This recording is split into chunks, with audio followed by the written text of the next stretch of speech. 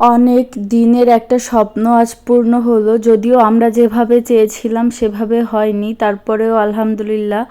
Hello everyone, আসসালামু আলাইকুম। কেমন আছেন সবাই?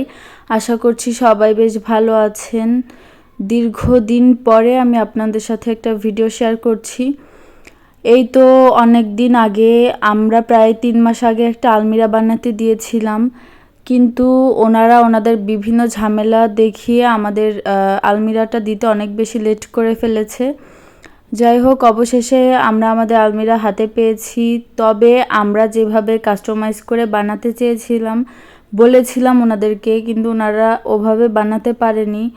তো এখানে আমরা আলমিরা নিয়ে বাসায় চলে আসতেছিলাম, আর ওই দোকান থেকে আমাদেরকে ট্রিট দিয়েছিলেন কেক আর কোক, যেগুলো আমরা খাইনি। তারপরে ওনারা আবার পার্সেল দিয়ে দিয়েছে বাসার জন্য।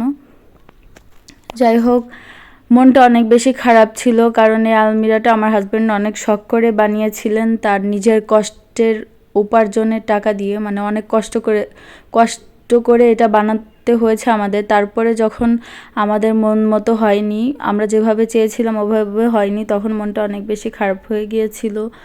তো এটা আমাদের আলমিরা।